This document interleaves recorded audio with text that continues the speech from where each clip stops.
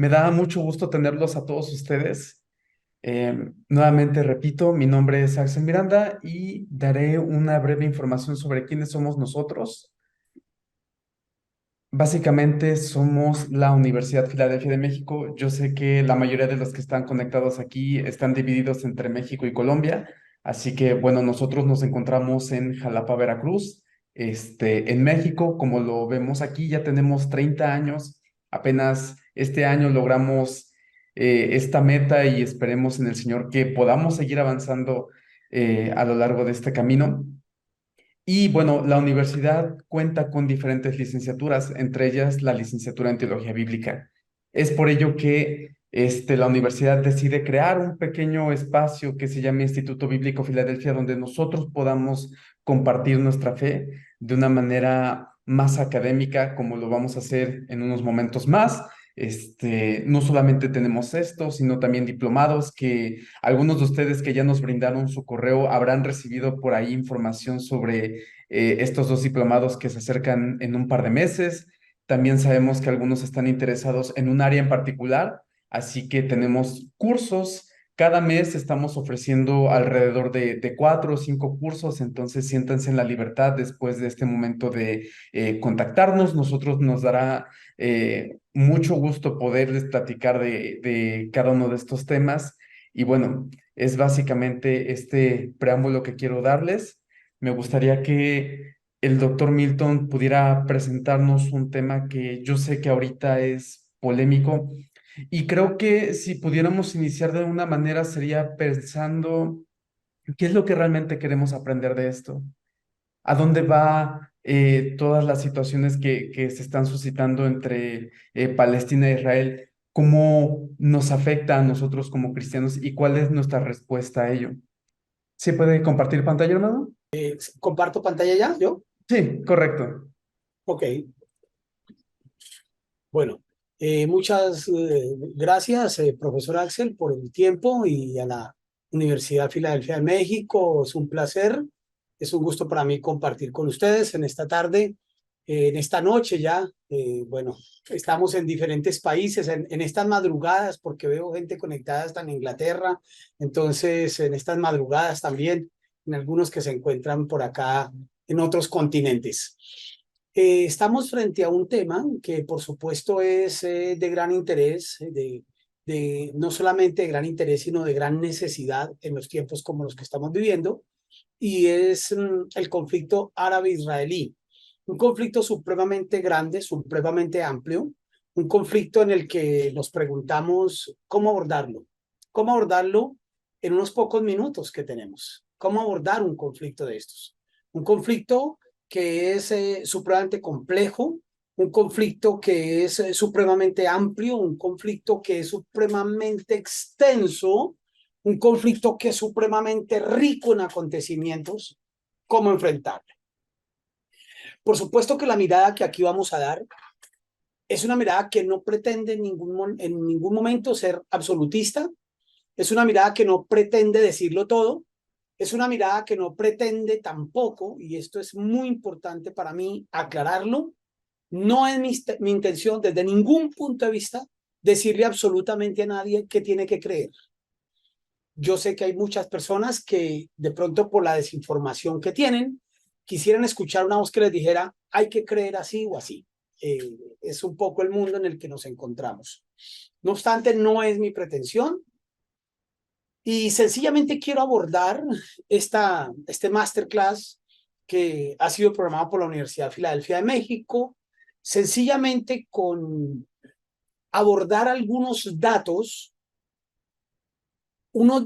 mínimos que deberíamos tener en cuenta cuando nos acercamos a este conflicto. Poderles suministrar unos datos mínimos para que de alguna manera cada uno pueda ir construyendo su propio criterio y pueda ir definiendo también su propio criterio. El conflicto árabe-israelí, algunos seguramente están pensando qué conflicto es el que vamos a abordar, porque en este momento estamos ante un conflicto que todos sabemos es Hamas-Israel. Pero permítanme comenzar un poco de manera más amplia para que podamos llegar al punto que nos ocupa en estos días. Y para comenzar, permítanme entonces hacer una ubicación geográfica de las tierras que se encuentran en este momento en conflicto, de las tierras que son el objeto del conflicto, y se hace muy interesante poder comenzar por allí, porque, digamos, olvidando algunos territorios que seguramente por ahí hacen falta, sobre todo en los polos, aquí estamos en un gráfico que representa el mundo en el que vivimos hoy.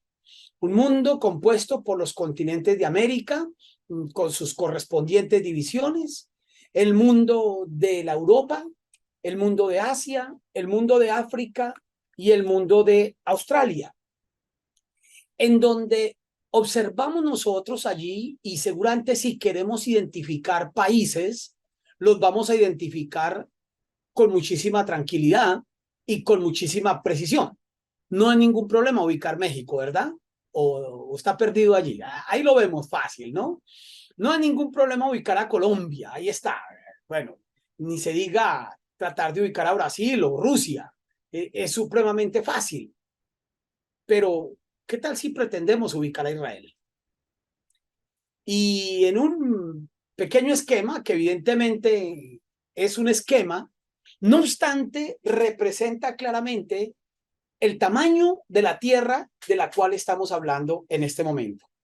Para lo cual, ubicarla, me toca señalarla, no en realidad sombrear el territorio, porque es imposible. Es un punto dentro de todo este panorama que encontramos aquí geográfico. Ahí está.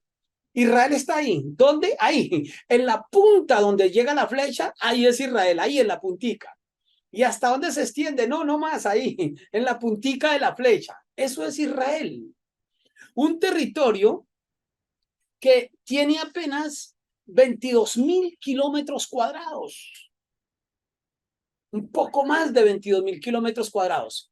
¿Saben? Esto representa un territorio, escúchenme bien, 90 veces más pequeño que México. Es decir, Israel cabe 90 veces en México. Cabe 54 veces en Colombia. Un territorio supremamente pequeño y que en este momento tiene al mundo entero con los pelos de punta.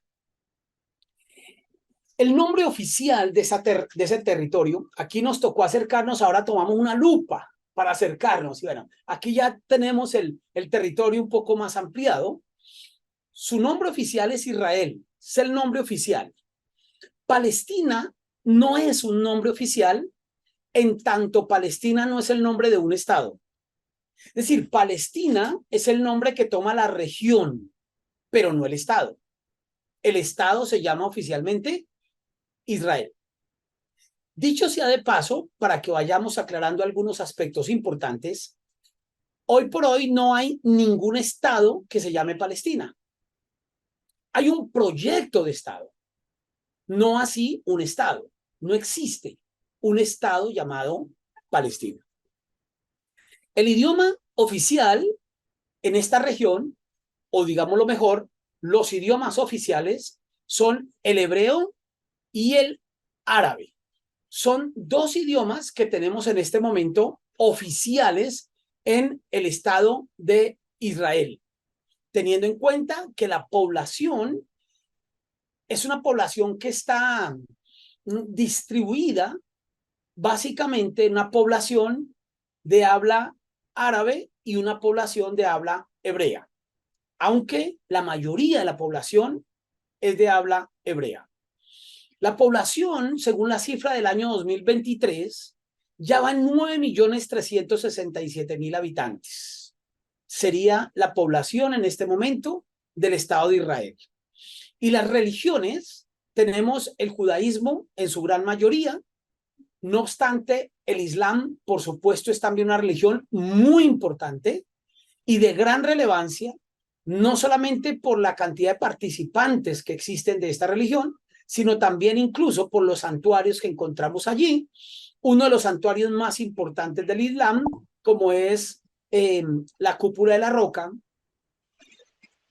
que se encuentra en este momento en Jerusalén y es de los santuarios más importantes del mundo islámico. Sin pensar o sin afirmar que este sea el único santuario importante, sino que encontramos muchos más santuarios de gran relevancia allí en Israel. Capitales, también tenemos que hablar de capitales y no de capital. Hablamos de capitales, Tel Aviv y Jerusalén. Debemos tener conocimiento que Tel Aviv fue la capital oficial reconocida internacionalmente para Israel y es donde hoy la mayoría de países tienen sus embajadas. No obstante, Israel, ya hablando del Estado de Israel, el Estado judío, se declaró como capital a Jerusalén. En Jerusalén se encuentran las entidades estatales, la Knesset, que es el Congreso israelí, funciona, el edificio de la Knesset funciona allí en Jerusalén y seguramente algunos de ustedes recuerdan que en el gobierno de Trump la embajada de los Estados Unidos fue trasladada también a Jerusalén como un acto supremamente importante, trascendental en la política, muy importante para Israel porque significa el reconocimiento de Estados Unidos de Jerusalén como la capital del Estado de Israel. Sin embargo, oficialmente sigue siendo Tel Aviv la capital de Israel. Oficialmente me refiero al reconocimiento internacional, porque si hablamos del autorreconocimiento, por supuesto que Israel concibe a Jerusalén como su capital. Por lo tanto, hablamos de capitales, Tel Aviv y Jerusalén, haciendo la salvedad de las diferencias en el reconocimiento. Israel cuenta con un gobierno de una democracia parlamentaria. En Israel es unicameral, solo existe una cámara, se nombran los congresistas de Israel, los parlamentarios, que son los que toman las decisiones, nombran el primer ministro y el presidente propiamente no es quien lleva las riendas del país, es más una figura política, pero él es el primer ministro quien enfrenta la dirección del país.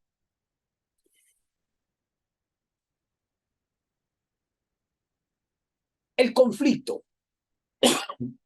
Para comprender algunos aspectos importantes del conflicto, es importante hablar de los pobladores de la región, los pobladores de la región de la Palestina o de lo que llamamos también Israel. Y vamos a distinguir fundamentalmente 4 grandes grupos de habitantes. Por un lado tenemos los árabes, por otro lado tenemos los israelíes, perdóneme, aquí he cometido un gravísimo error, israelíes, bueno, no es tan grave, ya vamos a explicarlo, los israelíes, los palestinos y otros pueblos. Importante aclarar aquí, cuando hablamos del mundo árabe, que hay una diferencia muy grande entre ser árabe y ser musulmán. El ser musulmán es un ser que está ligado estrictamente con la religión, el Islam. Es decir, es musulmán quien practica el Islam. Es árabe quien tiene vínculos raciales o étnicos con los árabes.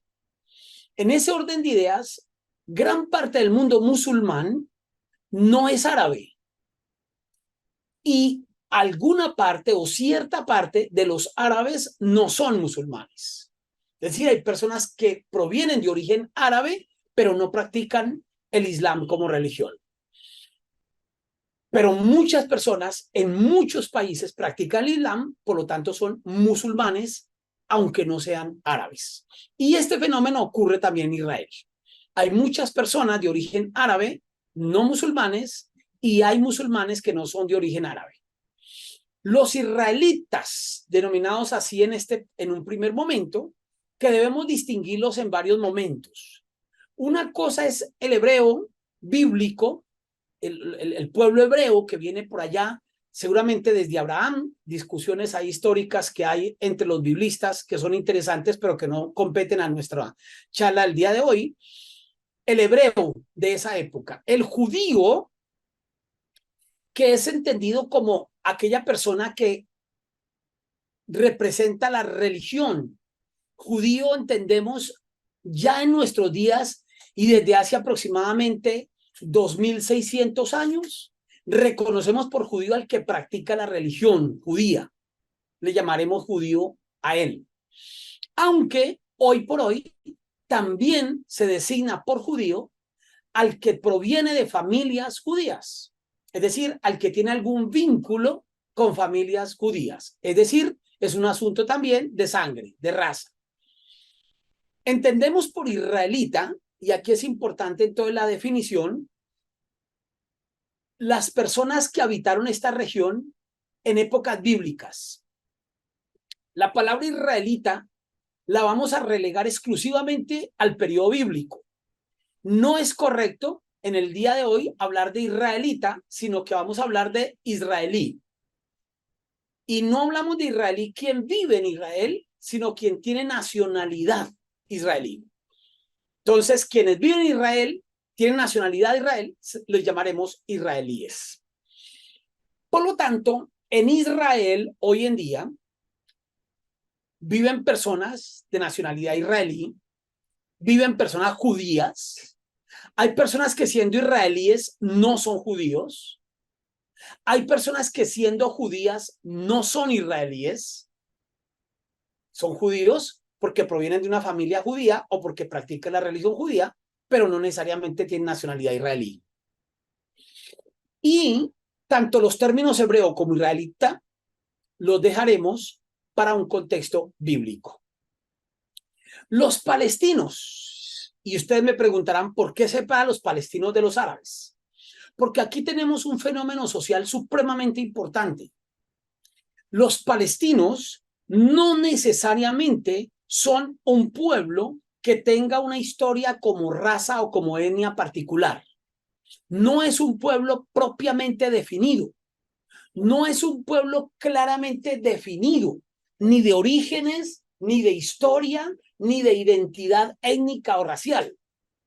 Los palestinos son grupos de personas que llegaron a habitar esta región y asumen la designación de palestinos por haber permanecido allí en esa región por mucho tiempo.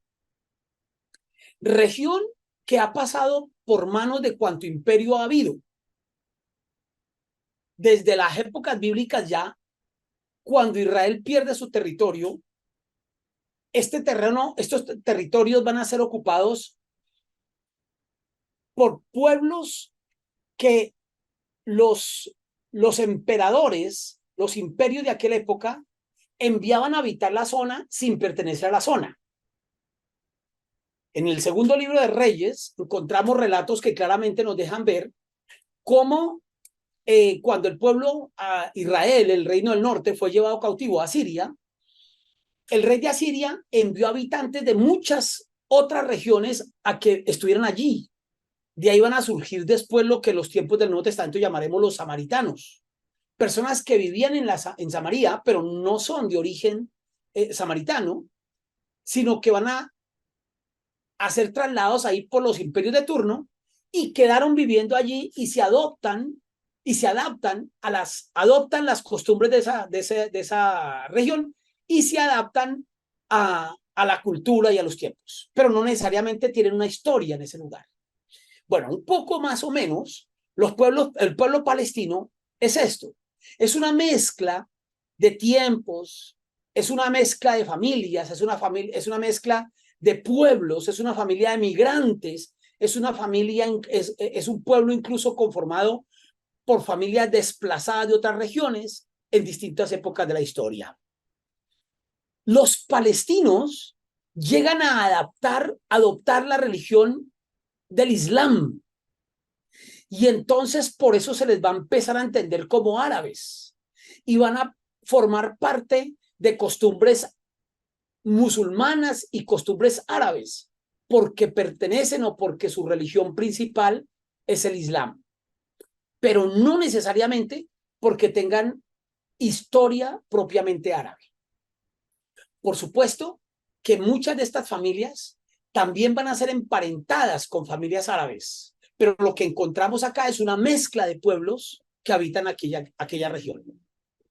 No tenemos una historia clara de cómo se conformaron los palestinos ni cómo llegaron allí. Allí tenemos uno de los grandes problemas, conflictos hoy en día. No hay una historia clara. No podemos identificar claramente lo que pasó, como por ejemplo podríamos identificar las colonias españolas en América Latina, o como podríamos identificar la colonización inglesa en los Estados Unidos, o como podríamos identificar colonias europeas en África, entre muchos otros ejemplos que podríamos dar. Aquí no hay claridad. Por supuesto que hay muchos que nos cuentan una historia, pero ninguna historia que se nos cuente hoy es una historia precisa y absoluta. Puede ser que tenga algunos matices de historia, pero no necesariamente es una realidad total. Por eso yo he querido mostrar los palestinos aparte, además porque en otra serie de datos que más adelante serán muy relevantes en nuestro acercamiento. Y pues otros pueblos, no es necesario que entremos en detalle, muchas otras personas que viven allí. Hoy en día tenemos que advertir, tenemos personas que por asuntos de matrimonio que se han casado con israelíes puedan llegar a adoptar la nacionalidad israelí, pero no necesariamente tienen relación con el mundo ni árabe ni judío. Bien, Israel, la tierra, la región de Palestina, que como Estado le llamamos hoy en día Israel, tiene por fronteras en la parte nororiental a Siria, en la parte norte el Líbano, en la parte este a Jordania y en la parte suroeste a Egipto. Por el oeste tiene el mar Mediterráneo. Arabia Saudí se encuentra no pegando propiamente, no comparte fronteras con Israel, pero evidentemente se encuentra muy cerca. Debajo de Jordania tendremos a Arabia. Pero las fronteras precisas que comparte Israel en este momento es básicamente con 4 estados: Egipto, Jordania, Siria y Líbano. Israel como tal, sin identificar en este momento Israel la diferencia entre palestinos y judíos. Pero a su vez, noten que ampliamos un poquitico el mapa y ya se desaparece Israel. No tenemos aquí el mapa mundo, pero solo lo ampliamos un poquitico y tenemos aquí a Israel o a la región de la Palestina. Y el propósito de esta diapositiva es mostrarles cómo Israel se encuentra rodeado de 22 estados musulmanes, que son conocidos como la Liga Árabe, advirtiendo lo siguiente, que no necesariamente los 22 países son los únicos musulmanes hoy por hoy. Nosotros podemos contar hoy, dentro de los países musulmanes, otros países que no conforman la Liga Árabe. Es decir, hay estados musulmanes que no pertenecen a la Liga Árabe. La Liga Árabe es una unión de repúblicas árabes o repúblicas musulmanas. Entre ellos podemos contar tranquilamente tanto a Irán como a Turquía, por ejemplo, potencias o países muy importantes que no forman parte de la Liga Árabe. Pero si usted observa todo el norte de África y gran parte de Asia, por lo menos la parte del Medio Oriente, lo encontramos asociado con el Islam.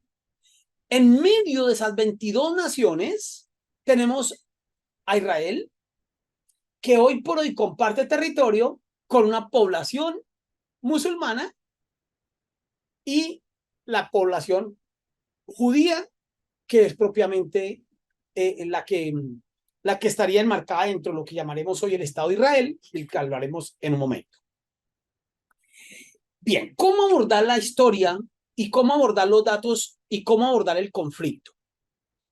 Quiero mostrarles varias posibilidades. Podemos abordarlo desde una perspectiva bíblica, lo que haría que el abordaje se convierta en un abordaje meramente religioso, en unas perspectivas muy apasionadas desde lo religioso y que además con grandes dificultades, porque es importante entender que incluso partiendo de la Biblia, partiendo de la religión y partiendo incluso, si se quiere, del cristianismo, no necesariamente hoy tenemos una sola posición al respecto. Es decir, hay un gran sector, un amplio sector del cristianismo que niega cualquier vínculo del Israel moderno con el Israel bíblico. Lo niegan rotundamente. Y hay un amplio sector de personas que tienen su fe fundamentada en la Biblia cristiana que no necesariamente legitiman acciones o derechos de Israel. Mientras que un amplísimo, mucho más amplio sector del cristianismo respalda a Israel sencillamente porque es Israel, por el amor al texto bíblico, por la pasión con el texto bíblico, entonces hay un respaldo absoluto y rotundo sobre Israel. Así que podemos abordar la historia de Israel desde la historia bíblica y arrancamos por allá desde Abraham, o si se quiere un poco antes, y atravesamos todo lo que es Abraham, Isaac y Jacob, pasamos por Moisés, la salida de Egipto, la entrada a Canaán y todo lo que va a ser el periodo de los jueces y el periodo de los reyes, tanto la monarquía única como la monarquía dividida. Y posteriormente la pérdida del Estado de Israel y la recuperación del mismo tras el regreso del exilio. Podríamos abordar este problema también desde la perspectiva religiosa, que no necesariamente la perspectiva bíblica. La perspectiva religiosa, por supuesto, la acompañan tanto a musulmanes como a judíos. Entonces, las peleas religiosas. Y entonces ahí entra a jugar, por ejemplo, la yihad islámica, la guerra santa islámica, que es por factores religiosos. Y ya en temas de la religiosidad, entonces entra a pelear por los términos y las concepciones de Dios, de Alá, de Yahvé, de Elohim, entonces cómo le llamamos y cómo abordamos. Podríamos abordar el problema también desde una perspectiva social y permítanme decirles que es la manera como yo pretendo hacerlo en esta hora. Por lo tanto, no voy a entrar a explicar mucho sobre ese tema y ya voy a entrar a abordarlo desde una perspectiva social. Desde la perspectiva política, ¿quién tiene derechos y quién no tiene derechos, políticamente hablando? Entonces entramos a las resoluciones, entramos a los respaldos, si son legítimos los pronunciamientos de la ONU o no, si son legítimos los pronunciamientos de Estados Unidos o no, si son legítimos los documentos y los acuerdos firmados por estos países o no. O lo podemos abordar desde una perspectiva militar. En otras palabras, ¿quién es el que más fuerza tiene y quién termina ganando? Porque sabemos que generalmente el que tiene la fuerza es el que tiene la razón. Bien, yo quiero abordar este conflicto más bien desde la perspectiva de suministrar datos. Por lo tanto, quiero entrar en una perspectiva muy social. Es la intención mía de acercarnos a este conflicto, más desde esa perspectiva social. ¿Cómo lo vamos a hacer? Haciendo un rápido recorrido, un rápido panorama de lo que ha acontecido en esa región. Y debemos comenzar por el año 1517, cuando los turcos, que en ese momento conforman lo que se va a llamar el Imperio Otomano, conquistan no solamente Israel, sino que conquistan, o la región de la Palestina, sino que van a conquistar una región supremamente amplia, muy amplia. Y esa región de la Palestina, que está en cuestión en este momento, va a formar parte sencillamente de una región que es más conocida en el momento del Imperio Otomano como la Siria otomana, una Siria que es supremamente grande, una Siria que está constituida por el Líbano, por la misma Siria, por supuesto, Jordania, Israel, la Cisjordania, la Franja de Gaza, incluso un buen sector de Turquía e Irak pertenecen en ese momento al dominio otomano y son considerados como parte de esa Siria otomana. Curiosamente, y para esa época, la región propiamente que hoy conocemos nosotros como la Palestina, no toda esa Palestina de hoy forma parte de ese dominio que vamos a conocer más adelante. Si observan ustedes en este antiguo mapa que les comparto, la Palestina estaba desde el Mar Muerto hacia arriba, Es decir, no es completo como tenemos hoy en día la extensión hasta el sur, hasta Eilat, pegando ya con el Mar Rojo. La región era mucho más pequeña. ¿Qué pasa después de o en tiempos en que esta región está bajo el Imperio Otomano? Aparece un judío llamado Teodoro Herzl, estamos hablando de finales del siglo XIX, quien, estando en Francia, presencia un juicio a un militar que él considera fue un juicio cargado de odios raciales y de un antisemitismo radical. Y entonces Teodoro Herzl, cargado por ese juicio que considera totalmente injusto, decide en el año 1894 iniciar una actividad política en pro de la creación de un Estado de Israel. Este hombre va a ser poco escuchado, va a ser poco atendido. No es que él goce de mucho prestigio ni de mucho respaldo.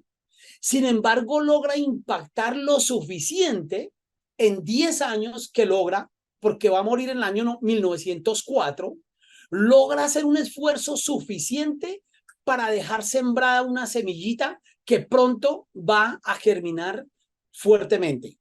Se crea lo que vamos a llamar el movimiento sionista, un movimiento que pretende la creación de un Estado judío. Y esa de por sí, ya esa es una historia bastante larga. Hubo muchos intentos de creación de Estado judío o hubo algunas propuestas de dónde podía establecerse ese Estado judío. Incluso se llegaron a ofrecer para unas tierras en África para que se estableciera ese Estado judío. Estado que no llega a consolidarse o en esas regiones y que sigue el esfuerzo grandemente.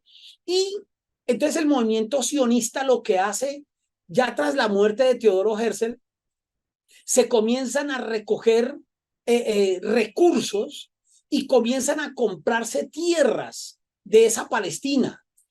Los judíos logran que se les permita la compra de tierras y comienzan a comprar tierras. ¿Qué tierras compraron y por qué razón los judíos comienzan a ir allí? No es porque existiera un estado maravilloso, floreciente, próspero, lleno de vida y lleno de industria y lleno de oportunidades laborales.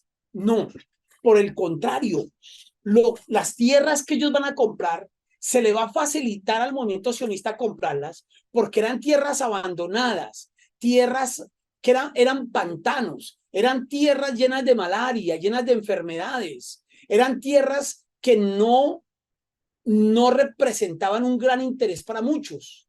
Entonces los judíos empiezan a comprar estas tierras y a establecer allí algunos asentamientos y comienzan a establecer allí algunas granjas autosuficientes que les vamos a conocer con el nombre de kibutzim más adelante. Los kibutzim, las granjas donde se cultiva, se enseña, se vive en familia y se vive también en comunidad, que va a ser después un modelo muy interesante de desarrollo comunitario. Se crea entonces de esa manera, nace el movimiento sionista que comienza a crecer fuertemente.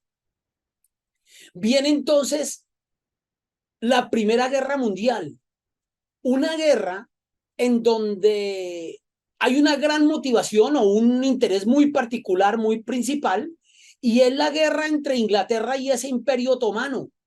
Inglaterra viene con la finalidad de derrocar el imperio otomano y un propósito que finalmente lo logra.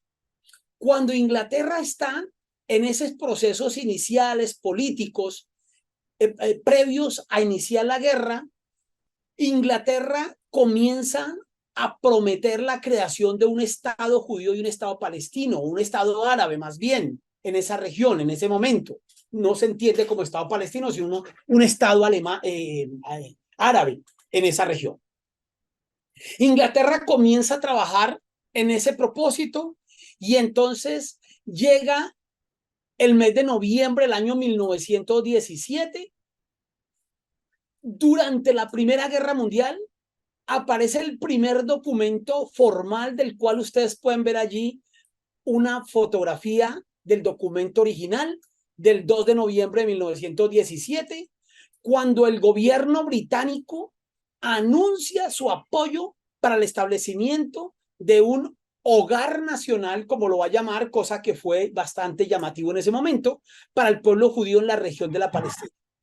En esta primera declaración se plantea un hogar nacional para Israel, no se menciona un hogar para los palestinos.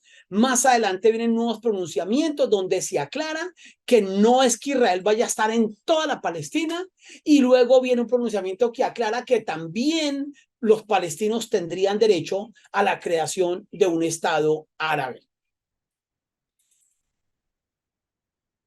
Terminada la Primera Guerra Mundial, entonces muchos judíos, y durante la Primera Guerra Mundial, muchos judíos comienzan a venir hacia la región de la Palestina, comienzan a migrar, compraron tierras, se establecieron, comienzan a organizar esta tierra, comienzan a organizar esa región, y hay una migración bastante grande de judíos hacia esa región.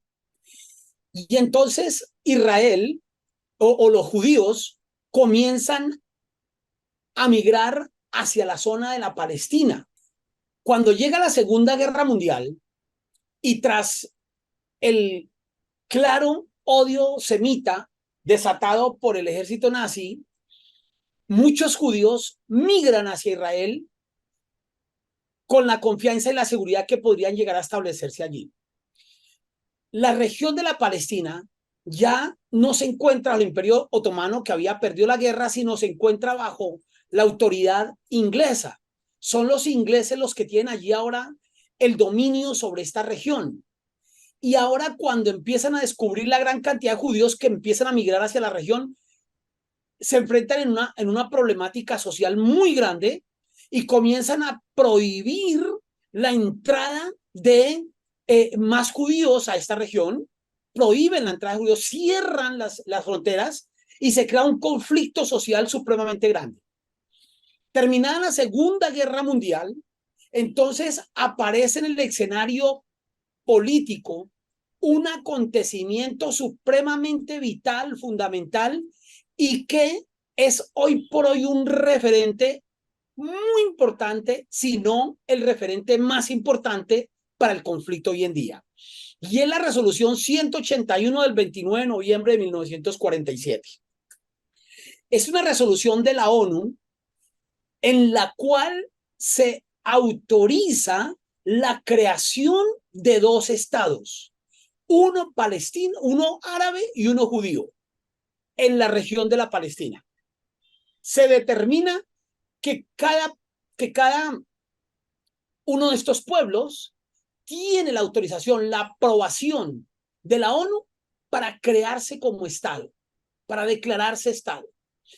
Hay una advertencia allí muy interesante, y es que se establece la autodeterminación de cada uno de los pueblos. Es decir, son libres de tomar la decisión de declararse Estado. Pero resulta que esta resolución tiene dos partes.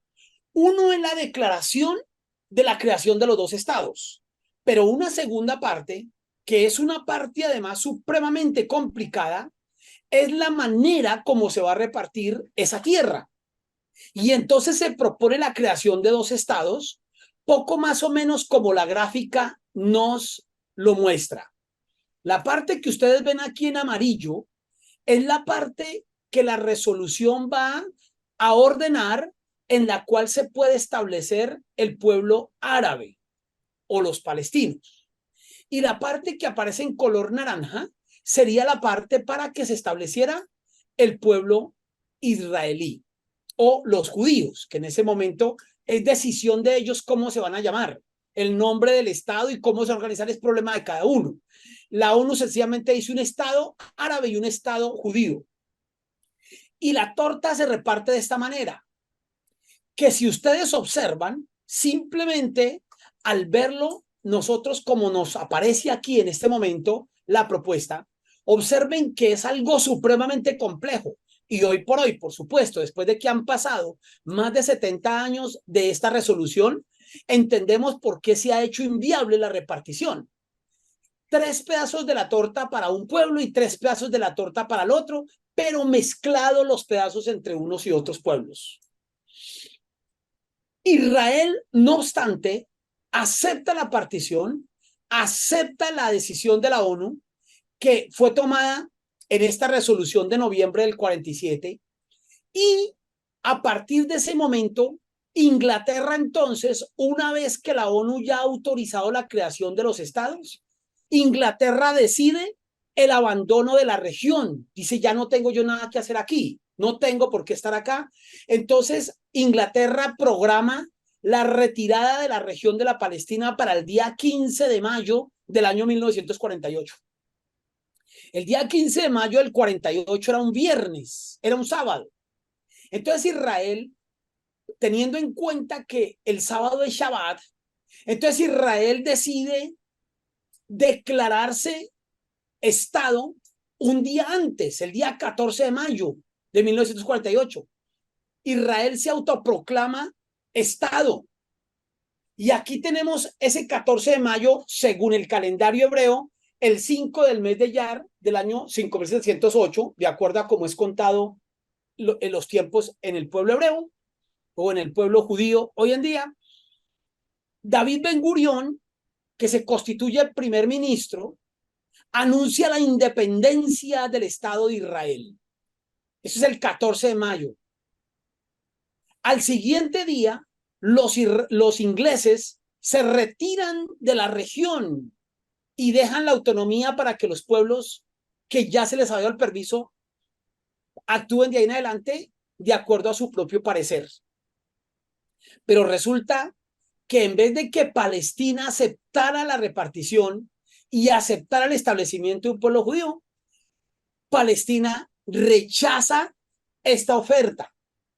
Y entonces, en vez de que Palestina pudiera tomar ahora un estado palestino, entonces más bien es acosada por los países árabes, por los hermanos musulmanes que eran conformados, grupos conformados por musulmanes de distintos estados. Y entonces, mientras que Israel decide declararse nación, el mundo musulmán o el mundo palestino, más bien el mundo musulmán de la región de la Palestina, le entrega o permite que 5 grandes potencias, Egipto, Jordania, Siria, Irak y el Líbano, además con voluntarios de algunas otras potencias, de algunas otras naciones musulmanas, invadirán Israel. Me están diciendo que no están viendo imagen. Por favor, me confirman si es problema de alguna persona o es de todos. Yo sí veo. Se ve perfecto. Sí, así es. Perfecto, Yo Víctor. tengo imagen. Perfecto. Ok. Entonces, por favor, quienes tengan algún problema, revisan, por favor, allí su equipo. Entonces, 5 grandes naciones atacan a Israel. Son naciones musulmanas. Egipto, Jordania, Siria, Irak, el Líbano, todos musulmanes, que se oponen a la creación de un Estado de Israel. ¿Quién es Palestina en ese momento? Nadie. No hay nadie militarmente, no hay nadie económicamente, no hay nadie socialmente, no hay nadie en términos de poder de ninguna clase, ni siquiera de poder de decisión. Y entonces los países musulmanes declaran su decisión de no permitir la creación de un Estado israelí en ese sentido. Entonces Israel entra en guerra con estos estados y vamos a llamarle entonces, Israel le va a llamar a esa guerra la guerra de la independencia, porque libra la batalla y logra salir avante con el apoyo de algunas potencias, especialmente aquí tenemos que mencionar de Estados Unidos, logra la victoria. Y entonces Israel va a declarar esta guerra como la Guerra de la Independencia. Más adelante, en el año 1956, 29 de octubre a noviembre, Israel libra una batalla cruel con Egipto por temas del canal del Suez que se venía prestando para una serie de disputas a nivel internacional. Israel entra en guerra con Egipto y el resultado de esa guerra es que Israel se queda con la península del Sinaí, es decir, Israel derrota militarmente a Egipto y se queda con la península del Sinaí. Así que encontramos que las guerras, en vez de reducir el territorio de Israel, lo que hicieron fue irlo aumentando. En el año 1964 se crea la Organización para la Liberación de Palestina, la OLP. Es una organización que se funda con el respaldo de muchas naciones, con la intención de que se convirtiera en el canal para la creación del Estado palestino. Sin embargo, esta organización empieza a tener agentes, actores al interior, con opiniones supremamente divididas. Hasta ese momento, Palestina no es nada, no existe como grupo. En este momento, todos los que están discutiendo son los países musulmanes. Los hermanos musulmanes y la participación de muchos países comienza a entrar en disputa por la región. Y entonces, creada la Organización para la Liberación de Palestina, se esperaba que ya hubiera un canal de diálogo para la organización de la Palestina, de este Estado que ya contaba con el permiso de organización. Pero resulta que al poco tiempo de creada, solo 3 años más adelante, surge lo que vamos a conocer como la Guerra de los 6 días, en el año 1967, en donde la Franja de Gaza y Cisjordania, junto con Jerusalén, caen bajo el poder de Israel. Israel termina combatiendo estos pueblos, Egipto, Jordania, Siria, Irak y el Líbano, que nuevamente se unen contra Israel. Israel los derrota nuevamente y ahora se toman otras regiones que no le habían sido entregadas a Israel en la resolución de 181, la del año 47. Y entonces Israel termina dominando toda la región conocida en aquel entonces. Sin embargo, o más bien para ese momento, la OLP es reconocida como la única organización representante legítima para el pueblo palestino. La ONU la reconoce como tal y le otorga poderes políticos para participar de los acuerdos, de los diálogos y para representar legítima y formalmente a Palestina. No obstante, el 6 de octubre de 1973, Egipto se une a Siria nuevamente en un ataque contra Israel con la intención de reconquistar los territorios que habían sido tomados por Israel en el 67. Lo hacen en el día del Yom Kippur, día, Kippur, expiación. El día de Yom Kippur, el día de las expiaciones o de la expiación. Siria y Egipto atacan a Israel porque es un día en donde todo Israel está recogido. Entonces, de alguna manera aprovechan ese recogimiento espiritual de Israel para atacarlo.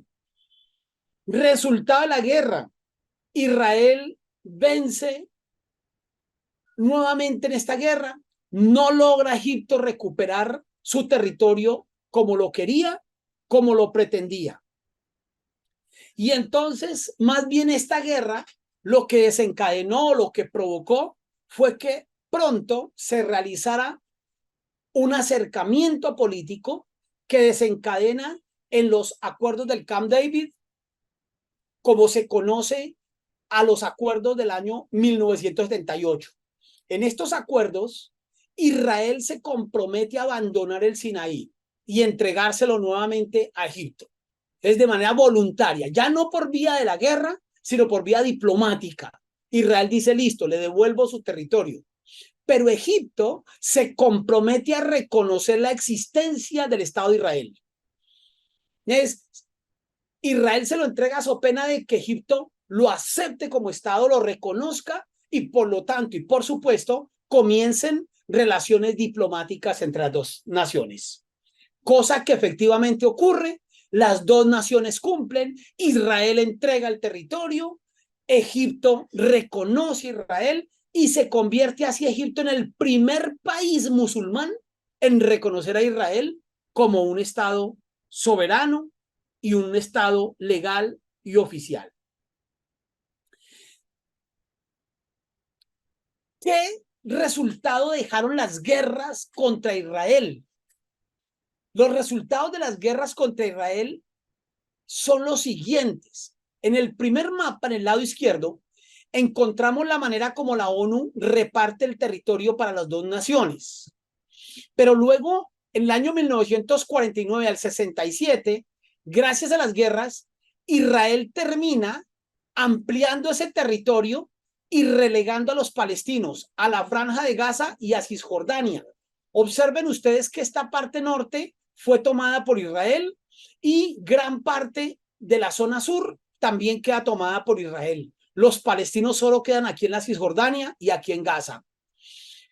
En las guerras entre el 67 y el 2000, Israel se extiende y se toma la península del Sinaí y se toma también las alturas del Golán, que se las quita a Siria.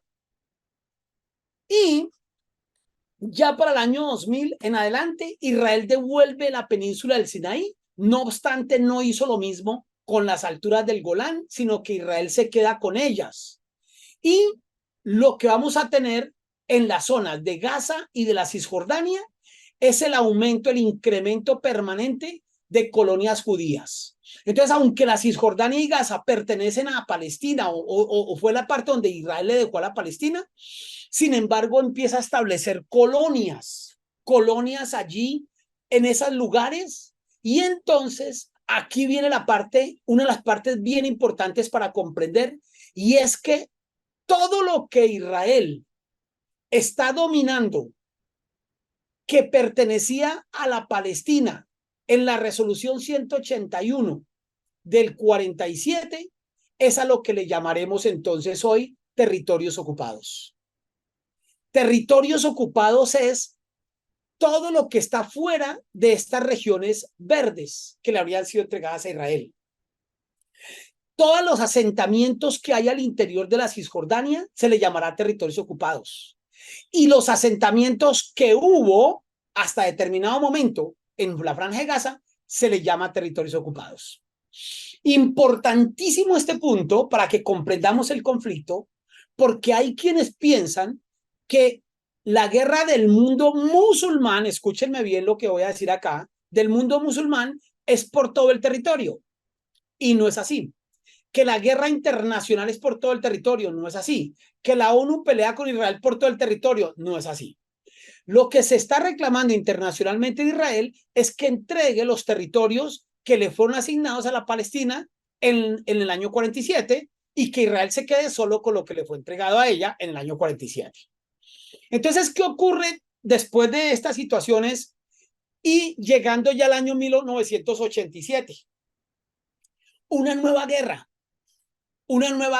ocurre y es la guerra que se va a llamar el primer levantamiento palestino, levantamiento o intifada. Intifada es una palabra que significa levantamiento. El primer levantamiento, es decir, una revolución, una revuelta, un meeting, una protesta palestina, pero una protesta violenta. Una protesta que fue provocada por el grupo de la Organización para la Liberación de Palestina, que era el representante de los palestinos, y entonces comienzan a reclamar las tierras de los territorios ocupados, pero lo comienzan a hacer de una manera violenta, con agresiones físicas fuertes. Nace en ese momento una estrategia militar, una estrategia de guerra muy terrible y que va a causar profundo dolor y profundo pánico, y son los famosos kamikaze, los famosos guerreros que se inmolan, palestinos que se mezclaban entre la población israelí porque el palestino puede recorrer las zonas israelíes sin problema. Y entre los palestinos que iban caminando se subían a un bus o entraban a una escuela o a un supermercado o sencillamente una calle donde hubiera mucha gente y se inmolaban, se explotaban, iban cargados de explosivos, activaban los explosivos y morían junto con una gran cantidad de judíos. Y entonces esto, o sea, no la inmolación, sino todo lo que ocurre en el año 87 se le va a llamar la Intifada Palestina, el levantamiento palestino, que va a ser entendido como una gran guerra también, una gran batalla que va a empezar a enfrentar el pueblo de Israel. En medio de esa gran intifada, ese gran levantamiento inicial, entonces es cuando aparece el movimiento Hamas. En la primera intifada aparece este movimiento, que es un movimiento islámico, político y paramilitar, que surge, viene allí de los territorios palestinos y nace en los primeros días de la intifada. Ese grupo Hamas, cuyo nombre el Hamas es fundamentalmente o básicamente una sigla o una comprensión de lo que es el Estado de Hamas, que significa resistencia, fundamentalmente. Es un movimiento de resistencia contra la creación del Estado de Israel. Ellos mismos se declaran yihadistas, nacionalistas, islamistas, y su objetivo principal es el establecimiento de un Estado islámico que tenga su capital en Jerusalén. Y la extensión que ellos pretenden es que tenga todo el territorio conocido como la Palestina, es decir, todos los territorios de Israel, la Franja de Gaza y la actual Cisjordania. En otras palabras, el grupo Hamas no es un grupo que surge con la intención de dialogar para el establecimiento de los dos estados, sino que es un grupo que surge para decir, no vamos a permitir un Estado de Israel. Entonces Israel tiene que desaparecer. Israel no va a ser aceptado aquí en esta región. Entonces Hamas comprende que sus miembros tienen que ser musulmanes que teman a Dios y levanten la bandera de la yihad, la guerra santa islámica, en la cara de los opresores, y afirma que su lucha es contra los sionistas, proclama la muerte de los judíos y pide la disolución total de Israel. No acepta la creación de un Estado de Israel, desconoce, por supuesto, el Estado de Israel, no acepta que ese Estado como tal exista y proclama la creación de un Estado islámico en toda la Palestina. Si ustedes observan, desde su misma creación, ya Hamas puso una barrera profundamente grande para la posibilidad de acuerdos de paz, para la posibilidad de diálogos. Toda vez que para Hamas no existe la posibilidad de diálogo con Israel, porque la intención es justamente la no existencia del Estado de Israel.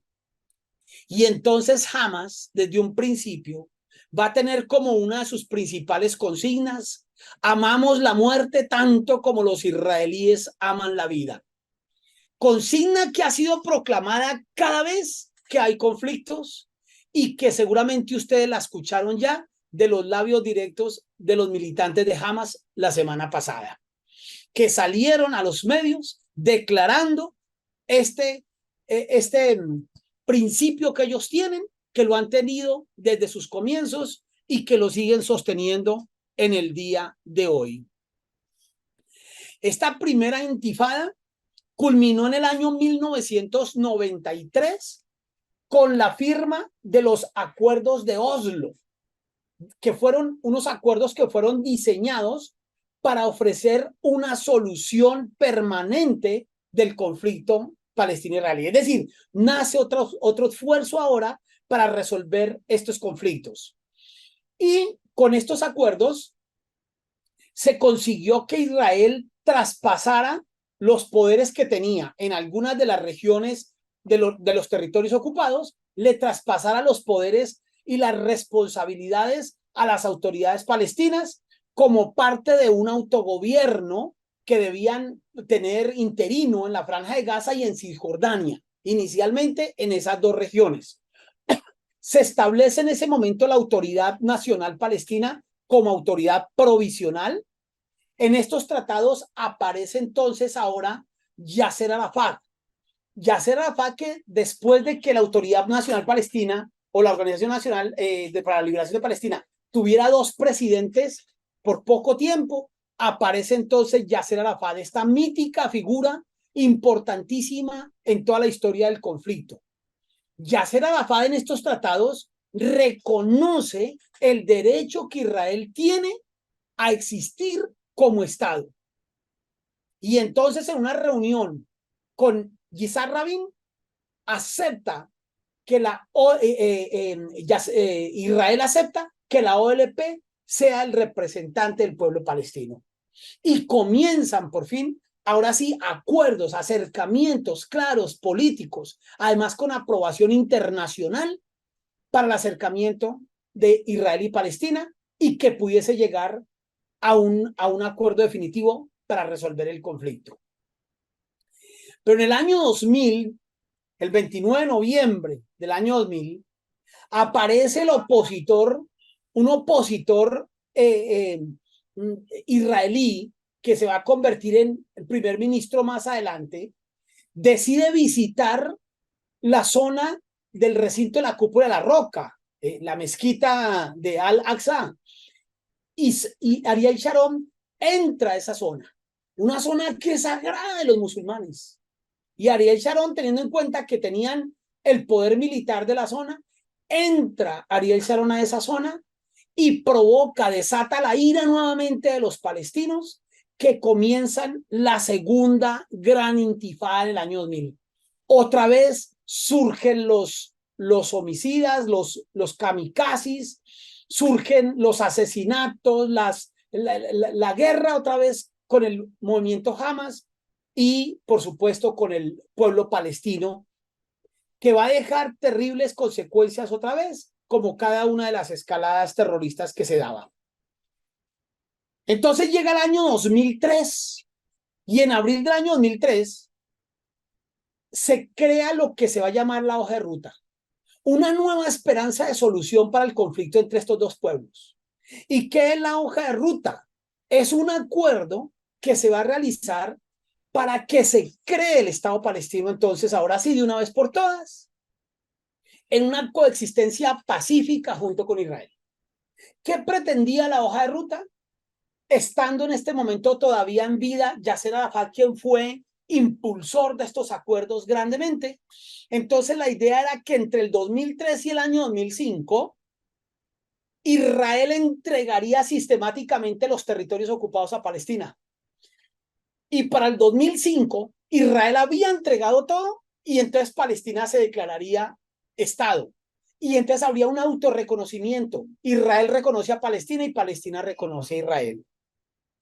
Pero entonces, esta hoja de ruta, que había sido provocada por Estados Unidos, por la Unión Europea, Rusia mismo había participado y toda la ONU había aceptado esta hoja de ruta, lamentablemente fracasó. Y fracasó por muchas razones, innumerables. No podría yo entrar ni a analizar ni a enumerar todo, pero sí quisiera al menos citar algunas de las razones por las cuales fracasa esa hoja de ruta, que era una gran esperanza para la creación del Estado palestino y para el logro de la paz entre las dos naciones. Por un lado, y en primer orden, tenemos que decir que el grupo Hamas, que comienza como un grupo político con una declaración supremamente radical y brusca, pero de todas maneras un movimiento político, entra en guerra con el oficialismo de aquel entonces palestino. Es decir, y en otras palabras, se empiezan a crear guerras internas entre los palestinos.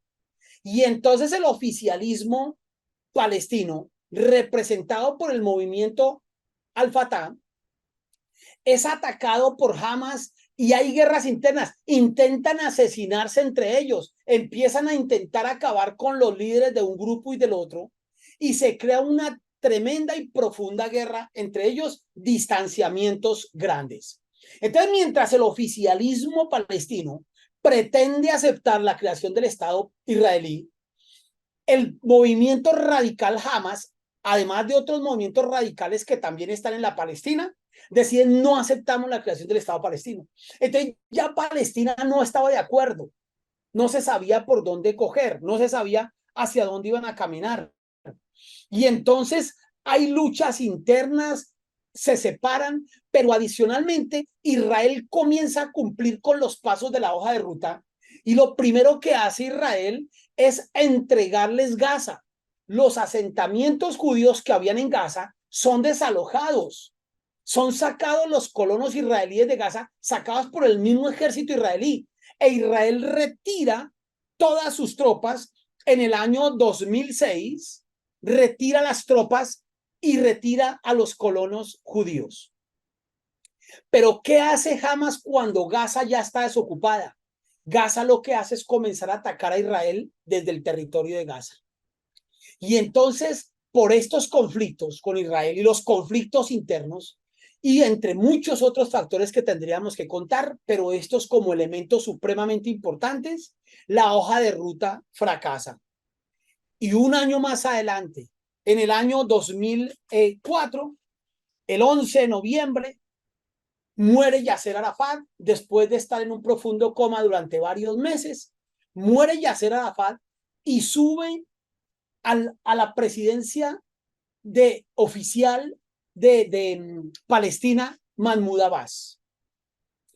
Ese triunfo de Mahmoud Abbas como presidente de Palestina es un triunfo aguado, es un triunfo a medias, es un triunfo no muy gozado, porque mientras que Mahmoud Abbas gana la presidencia de la Palestina, el grupo Hamas se impone en las elecciones parlamentarias en Gaza.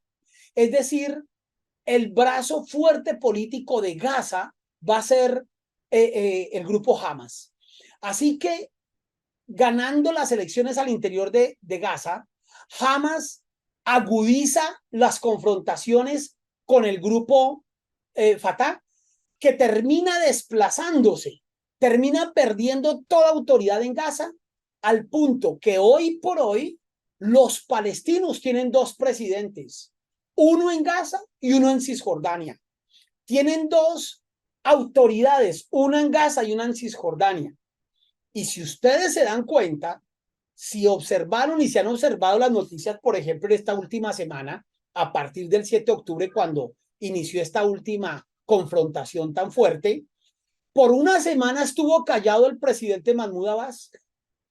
Él no aparecía por ningún lado. Apareció solo el sábado pasado en el contexto de la visita de los altos funcionarios norteamericanos a la región, que reúnen a Mahmoud Abbas y reúnen al rey de Jordania con la posibilidad de pedirles que intenten mediar en todo el asunto de la liberación de los secuestrados de este momento. ¿Y por qué Mahmoud Abbas está callado? Porque sencillamente no tiene ninguna autoridad, porque él es el presidente de Palestina, pero no tiene ninguna autoridad ni ningún mando sobre la Franja de Gaza. Frente a esta división interna misma, la situación va a ser complejísima. Ya no hay un líder como Yasser Arafat, que fue un líder que reunió y tenía autoridad y mando, y aunque tenía opositores, Yasser Arafat supo manejarlos. Ya no aparece esa situación, y entonces Palestina hoy es un grupo de personas de distintos orígenes, de distintos lugares, de distintas compresiones, incluso de diferentes religiones. Y entonces no hay unanimidad, no hay un movimiento que se pueda creer representa al pueblo palestino, y no hay un propio ideal, un único ideal en el mundo palestino, sino que mientras unos grupos están dispuestos a ciertos arreglos, otros grupos no lo están. En septiembre 15 del año 2020 se presenta lo que vamos a conocer como los acuerdos de paz de los Emiratos Árabes, en un tratado que normaliza la relación entre Emiratos Árabes e Israel. Este acuerdo va a ser conocido como los acuerdos de Abraham, que otra vez levantan grandes esperanzas y grandes ilusiones de la posibilidad de la solución del conflicto. Y en septiembre del año 2023, estoy hablando de hace poco menos de un mes, se crea el pacto estratégico entre Estados Unidos, Israel y Arabia Saudí. El mayor acuerdo histórico desde la Guerra Fría va a ser conocido este acuerdo. Un pacto estratégico que es realizado entre el actual primer ministro Benjamín Netanyahu de Israel y el príncipe heredero de Arabia Saudí. Y estos dos dirigentes tienen un acercamiento por primera vez en la historia, algo que parecía insólito e imposible, se da. ¿Qué ocurre con este acuerdo? Que entonces algunos analistas consideran que este acuerdo va a ser el gran causante de el último levantamiento palestino contra Israel, o más exactamente del grupo Hamas contra Israel. Porque resulta que Israel y Arabia Saudí, que se unen a través de este pacto estratégico, tienen un enemigo común, que es Irán. Irán es enemigo tanto de Israel como de Arabia. Irán viene en un proceso de creación de armas nucleares que tienen muy incómodo y molesto a Arabia Saudí y que le preocupa profundamente. Y entonces es cuando algunos analistas de la crisis que estamos viviendo en este momento consideran que lo que se presentó fue un levantamiento provocado por Irán con la finalidad de dañar tanto los acuerdos de Abraham que se habían dado en el año 2020, como este pacto estratégico que se da en el año 2023, porque lo que se encuentra aquí es que cada vez hay un mayor acercamiento del mundo musulmán con Israel. El mundo musulmán, que había perseguido, odiado y ignorado a Israel durante mucho tiempo, ha entrado en un proceso de reconocimiento que a algunos países y algunos mandatarios que conservan ese odio no les conviene y no aceptan. Es por eso que en este punto tenemos que aclarar quizá la parte más importante para mí del conflicto que vivimos hoy en día. Y es que se tiene que hacer una separación entre el mundo palestino y el grupo Hamas. Hamas se convierte en un grupo rebelde, en un grupo reconocido o declarado guerrillero por muchas grandes naciones, por las grandes potencias, por la ONU, que declaran a Hamas como un grupo guerrillero, que es el que hostiga a Israel y el que pretende desarrollar las actividades que ha venido desarrollando, o el que ha desarrollado, más que pretender, el que ha desarrollado las actividades bélicas contra Israel en los últimos días. Pero el grupo Hamas no es Palestina. Si bien es cierto, ellos son palestinos, no representa a la totalidad de los palestinos, que hoy por hoy yo describiría por lo menos en tres grandes grupos. Los palestinos hay que entenderlos como, número uno, los palestinos que habitan en Gaza, número uno. Número dos, los palestinos de la Cisjordania, bajo la autoridad palestina de Al-Fatah y de Mahmoud Abbas. Y número tres, los palestinos que cohabitan con los judíos en paz y en libertad en muchas de las demás regiones. En Jerusalén hay muchos palestinos, y en todas las regiones que son dominadas y habitadas por los judíos, hay palestinos que conviven con los israelíes sin ninguna dificultad. Ahora, además de estos tres grandes grupos, hay que reconocer algunos aspectos fundamentales. Dije que el primer grupo es el grupo de los palestinos de Gaza, pero ojo, porque ser palestino en Gaza no significa, no es sinónimo de ser de Hamas, no es sinónimo de pertenecer a Hamas. Muchos palestinos que están en la franja de Gaza no comparten las acciones de Hamas, pero es un problema muy serio porque están siendo gobernados y dominados por Hamas. Entonces muchos respaldan a Hamas no por deseo y por voluntad propia, sino por la obligación sobre la cual ellos están sometidos, a la cual están sometidos ellos. El grupo Hamas, entonces, el 7 de octubre del año 2023, hace cerca de 10 días, ataca a Israel en una acción sin precedentes. Sin precedentes porque el Hamas que hasta ahora conocíamos era un Hamas que no estaba organizado militarmente. Era un Hamas que no tenía armamento adecuado. Era un Hamas que contaba con unos misiles locos que los disparaban y cogían para cualquier lado. Unos misiles artesanales. Un Hamas que no contaba con las estrategias militares para causarle un gran impacto a Israel, sino solamente molestia. Seguramente confiado en todo eso, Israel se durmió en los laureles y fue sorprendido el 7 de octubre por un ataque sin precedentes en donde va a morir seguramente la mayor cantidad de civiles israelíes de toda la historia desde la creación del Estado de Israel en el año 1948. Por supuesto, Israel reacciona a ese ataque que fue por tierra, mar y aire. Nunca se lo esperaba Israel.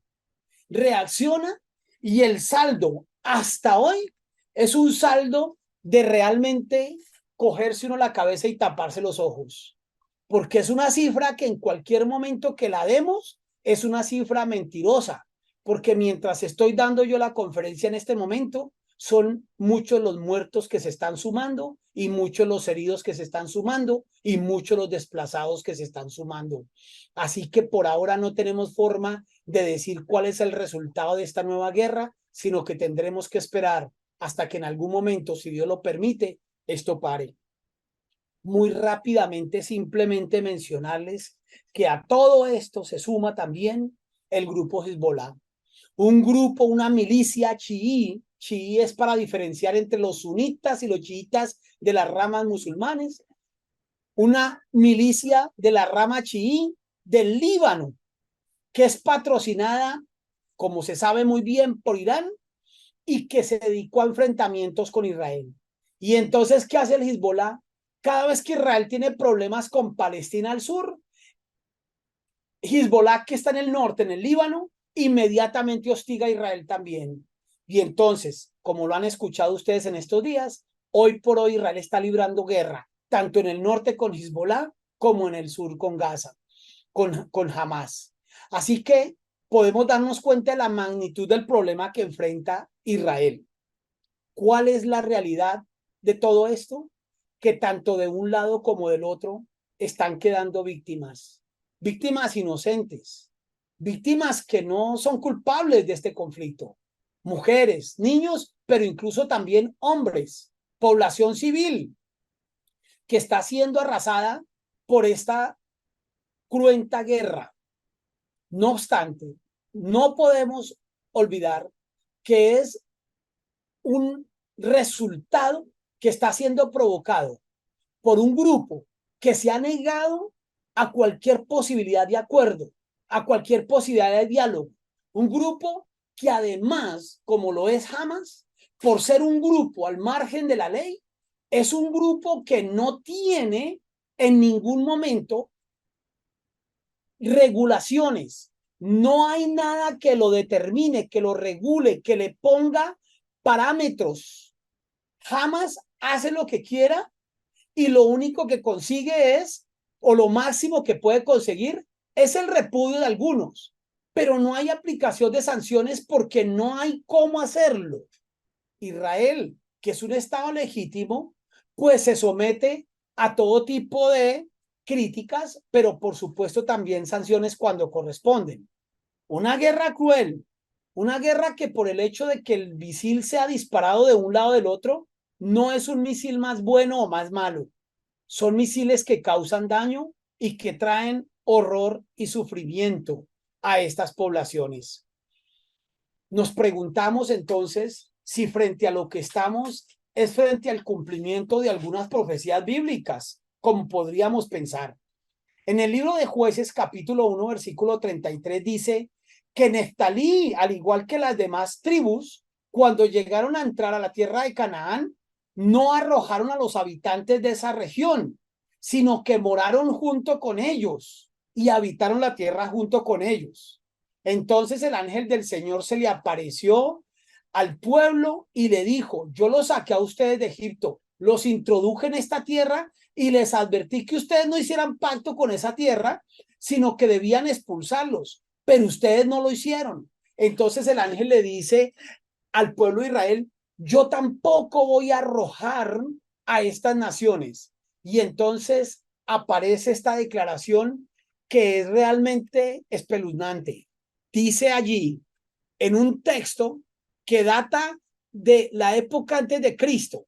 Dejemos que los exégetas peleen si ese texto es del año 1300 o del 1000 o del 700. Lo cierto es que es de muchos siglos antes de Cristo y dice el texto, por tanto yo tampoco los echaré, sino que estarán entre ustedes y serán azote a sus costados. Es impresionante cuando vemos el mapa de hoy en Israel y encontramos a los palestinos asentados a los costados de Israel. Entonces uno se pregunta, ¿qué hay acá? Cuando en segundo de Samuel, después del pecado de David con Betsabé, viene el profeta Natán y le dice a David, jamás se apartará de tu casa la espada, por cuanto me menospreciaste y tomaste la mujer de Urías Eteo para que fuese tu mujer.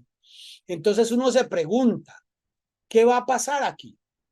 Por supuesto que esto es un problema que tiene todas las connotaciones.